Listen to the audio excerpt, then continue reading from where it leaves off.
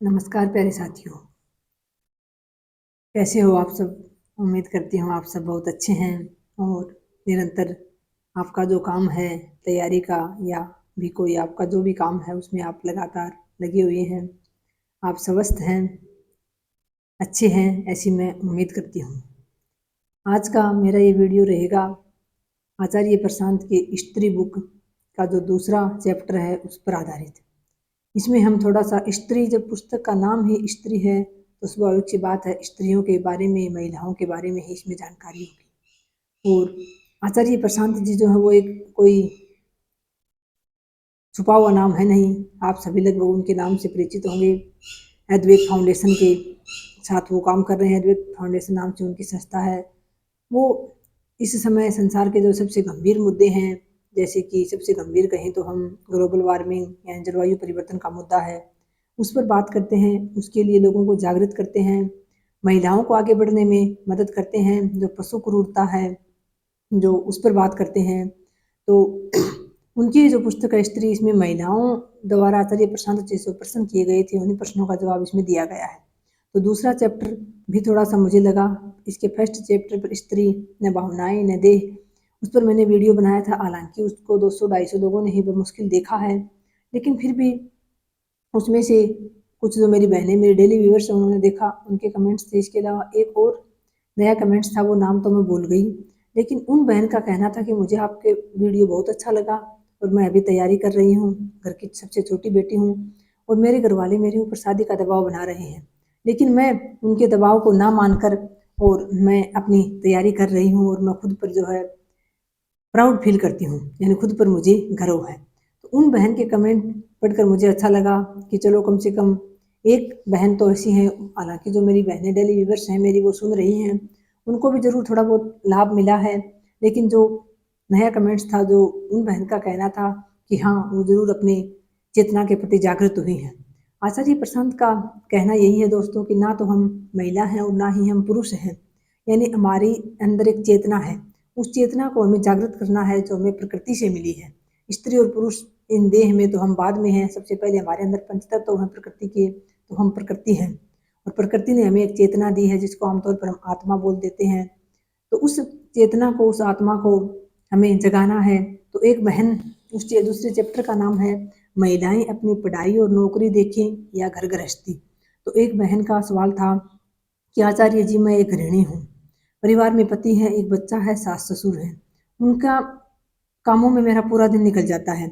मैं सरकारी नौकरी की तैयारी करना चाहती हूँ, तैयारी कर भी रही हूँ, लेकिन जो है अपनी पढ़ाई के लिए बैठती हूँ तो सब काम नज़र आते हैं घर के और फिर उन्हीं कामों में मैं लग जाती हूँ। तो क्या मुझे पढ़ाई पर पूरा ध्यान केंद्रित करना चाहिए? तो आचार्य प्रशांत की जो पहली ही लाइन थी वो सबसे महत्वपूर्ण थी। उनका कहना था, सबके लिए आप जो सबसे ऊँचा काम कर सकती हैं वो है आपकी पढ़ाई। यानी आप अपने परिवार के लिए, अपने बच्चे के लिए, अपने पति के लिए, अपने सास-ससुर के लिए भी अगर कुछ करना चाहती हैं, तो वो सबसे अच्छा जो काम है, सबसे अच्छी जो बात है, जो जिसको प्राथमिक माना जाए, वो आपकी पढ़ाई है। इस पूरे चैप्टर में आचार्य प्रशांत जी ने बताया है कि महिलाओं को एक प्रकार से ये मान के कि तुम्हारा तो काम ही है सेवा करना और तुम अपना धर्म निभाओ, एक प्रकार से हमेशा से ही पुरुष ने महिलाओं को एकाधिकार समझकर उन पर उनको बांध कर रखना चाहा है, यानी एक चार दीवारी के अंदर उनको कैद कर दिया गया है। और जो शताब्दियों से ये माना गया है कि घर का काम करना, घर का जो जैसे बच्चे के पालन पोषण का काम, घर परिवार का जो खाना, यानी जो भी काम है घर के, वो सिर्फ महिला के नाम है। ऐसा करके पुरुष खुश तो हो गया कि हाँ, मैंने इसको एक खूंटे से बांध दिया है और ये अब सिर्फ घर का काम करेगी।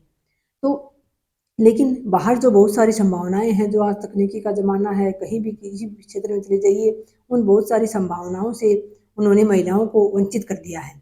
और अगर वो चीज़ें, उन चीज़ों से वो वंचित हैं, तो फिर वो अगर खुद ही संपूर्ण नहीं हैं, उनका खुद का ही स्वयं का निर्माण नहीं हुआ, तो वो फिर क्या तो आपके परिवार के लिए कर पाएँगी और क्या अपने बच्चे के लिए कर पाएँगी।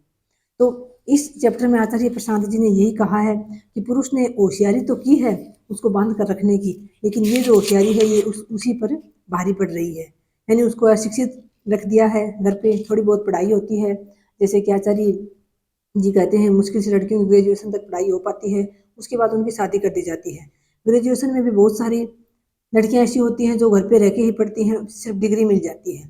तो उनका कहना है कि जब आप खुद शिक्षित नहीं हैं, आप खुद बदलते ज़माने के साथ नहीं चल पा रही हैं, खुद आप जो परिवर्तन हो रहे हैं रोज़ का रोज़ संसार में, दुनिया में, उनसे आप खुद वाकिफ़ नहीं हैं, तो कल को आप अपने बच्चे को क्या सिखाएँगी? यही उनका कहना है कि दुनिया, समय, समाज, तकनीक, राजनीति, विज्ञान, ये वो जगह है जहाँ आदमी की उत्कृष्टतम प्रतिभा अपना रंग दिखा रही है, लेकिन इन सब से हमने महिलाओं को क्या कर दिया है? वंचित कर दिया है। महिलाओं के लिए उन्होंने कहा कि वो जब तक धूप नहीं झेलेंगी, सड़कों पर ठोकरें नहीं खाएँगी, दुनिया की चुनौतियाँ नहीं स्वीकार करेंगी, स्त्री की मांसपेशियाँ सबल कैसे होंगी? यानी हमने उनको सिर्फ़ कोमल, जो एक कोमलांगी होती है, बिल्कुल कोमल अंगों वाली, सिर्फ़ देह से हमने उनको बाँध के रख दिया है।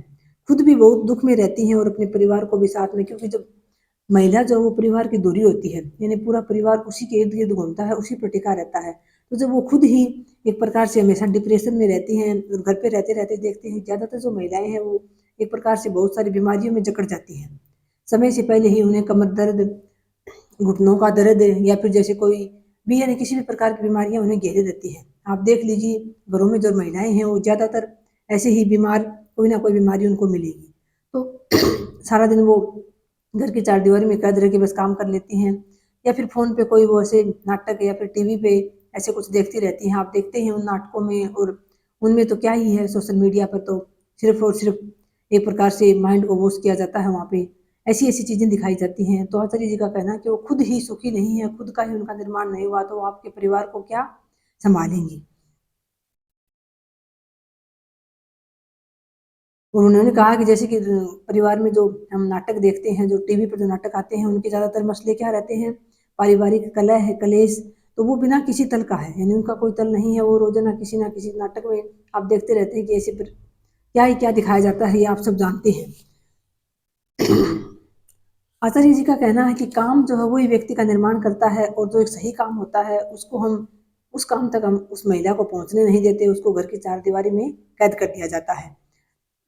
बच्चियों में, छोटी जो बच्चियाँ हैं उनमें बचपन से डाल दिया जाता है कि तुम्हारा काम है दूसरों की सेवा करना। यानी एक प्रकार से महिला को ये सिखाया जाता है कि दूसरों की सेवा करना ही तुम्हारा परम धर्म है, और उसी में तुम संपूर्ण हो जाती हो। और स्त्री अहंकार को सेवा से बाँधा जाता है। उससे कहा जाता है कि तुम बहुत अच्छी लड़की हो अगर तुम दूसरों के लिए जीती हो। स्त्री को तो ठीक से स्वार्थी होने का भी हक नहीं दिया जाता, उसको गौरवान्वित किया जाता है। उससे कहा जाता है देखो तुम दूसरों के लिए तो जी रही हो ना, इसी में तुम्हारी महिमा है। यही तो नारी का गौरव है, दूसरों के लिए जीना। यानी एक प्रकार से ये कह के उसको बाँध दिया जाता है कि तुम दूसरों के लिए जी रही हो, तुम दूसरों की सेवा कर रही हो। दूसरों के लिए तो तब जियोगे ना जब पहले खुद के लिए कुछ करोगे। आचार्य जी का कहना है कि ठीक है, सेवा करना अच्छी बात है। महिलाएँ कहती हैं कि हम प्रेमवश अपने परिवार का पालन काम करती हैं, पति की सेवा करती हैं, सास-ससुर की सेवा करती हैं, बच्चों का पालन-पोषण करती हैं प्रेमवश। प्रेमवश कोई काम करना अलग बात है साथियों, और मजबूरी में कोई काम करना दूसरी बात होती है। तो ज़्यादातर महिलाएँ मजबूर हैं घर में रहने के लिए, और जो घर का काम है वो करने के लिए। तो आचार्य जी का यही कहना है कि आप दूसरों की सेवा करना अच्छी बात है, लेकिन दूसरों की सेवा तो आप तब करेंगी ना जब पहले आप खुद संपूर्ण हैं। आपने अपने लिए कुछ किया हो तो ही आप दूसरों के लिए कुछ कर पाएँगे।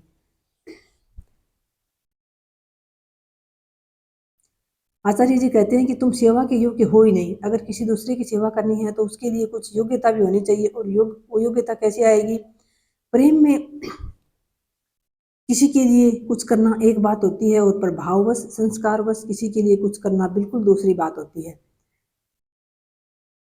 जहाँ प्रभाव है, संस्कार है और विवशता है और बंधन है और गुलामी है, वहाँ प्रेम तो होता ही नहीं है। यानी प्रेम को एक वो बहुत उच्च कोटि की वस्तु मानते हैं, जैसे कबीर जी जैसे हमारे जो महान कवि हुए हैं उन्होंने प्रेम को माना, उस प्रकार से आचार्य जी भी प्रेम को एक उच्च कोटि की वस्तु मानते हैं कि साधारण जो मनुष्य है, जैसे हमें अपने बच्चों से प्रेम है, हमें हमें अपने माता-पिता से प्रेम है, उस प्रेम वो प्रेम हमारा स्वार्थ पर टिका होता है। प्रेम एक अलग विषय बताया है आचार्य जी ने कि अगर कोई प्रेमी व्यक्ति है, तो वो अपने चाहने वाले को जिससे वो प्रेम करता है, उसको बाँध कर कभी नहीं रखना चाहेगा। वो उसको उसकी उच्चतम संभावनाओं तक पहुँचाने की पूरी कोशिश करेगा। जबकि हम देखते हैं कि हमारे परिवार में हम जिस प्रकार से रिश्तों में बंधे होते हैं, जहाँ प्रेम होता है, वहाँ व्यक्ति को एक प्रकार से आगे बढ़ने से रोका जाता है, बंधनों में डालकर उसको किसी न किसी प्रकार से कि वो अपने उच्चतम जो संभावना है उस तक ना पहुँच पाए। भले ही हम माता-पिता के प्रेम का वास्ता दे दें, भले ही परिवार का वास्ता दे दें, लेकिन वहाँ महिला को रोका जाता है।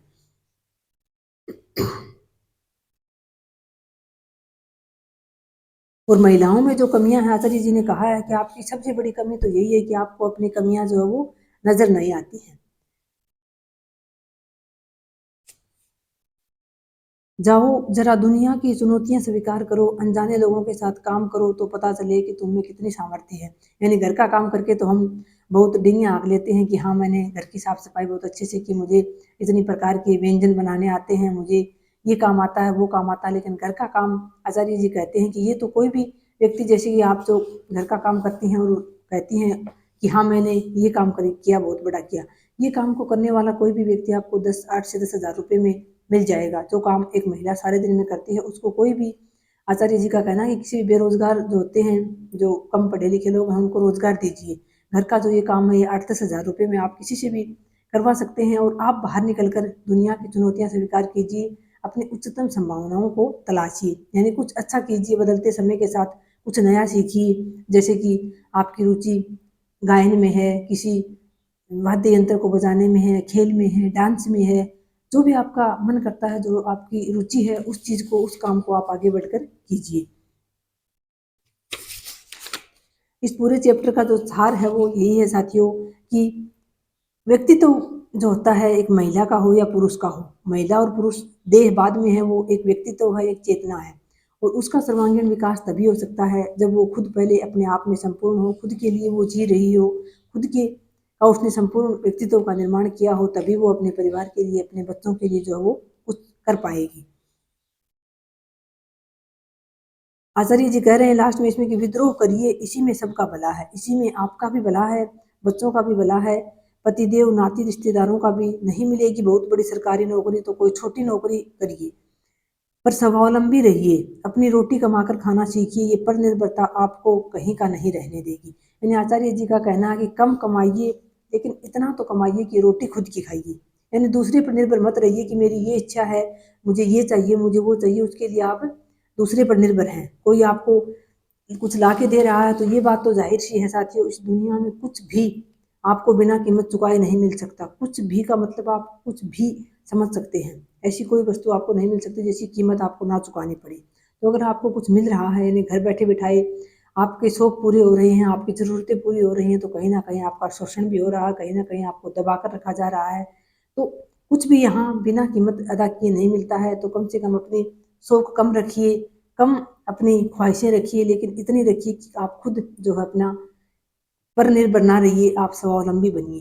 थोड़ा करिए लेकिन कुछ तो करिए। सरकारी नौकरी लगना, बहुत बड़ी कोई नौकरी करना ही ज़रूरी नहीं है, लेकिन घर से निकलकर बदलते हुए ज़माने के साथ चलकर कुछ तो करिए, कुछ नया सीखिए। ये था दूसरा चैप्टर कि महिलाएं घर गृहस्थी संभालें। घर गृहस्थी संभालने को भी आचार्य जी गलत नहीं मानते हैं, घर गृहस्थी भी संभालिए, क्योंकि उसका भी काम किसी को तो करना है। लेकिन ये जरूरी नहीं है कि महिलाएं ही वो घर का काम करें। महिलाएं पहले खुद का निर्माण करें, बाहर निकलें घर से, अच्छा खासा काम करें। शादी के बारे में आचार्य जी का यही कहना है कि शादी ना अच्छी बात है ना बुरी बात है, शादी बहुत छोटी बात है। यानी अगर आप शादी करना चाहते हैं, कोई आपको ऐसा सफर, ऐसा साथी मिल गया है जो आपको अपनी आपकी उच्चतम संभावनाओं तक पहुंचने में मदद करे, आपको बांध कर ना रखे, आपको बंधनों में ना डाले, तो आप जरूर कीजिए। लेकिन पहले अपना व्यक्तित्व का निर्माण कीजिए। तो ये था दूसरा चैप्टर साथियों। हो सकता है कुछ बहनों को इसे जरूर थोड़ा बहुत लाभ मिले। बहुत बहुत आभार, नमस्कार, जय श्री राम।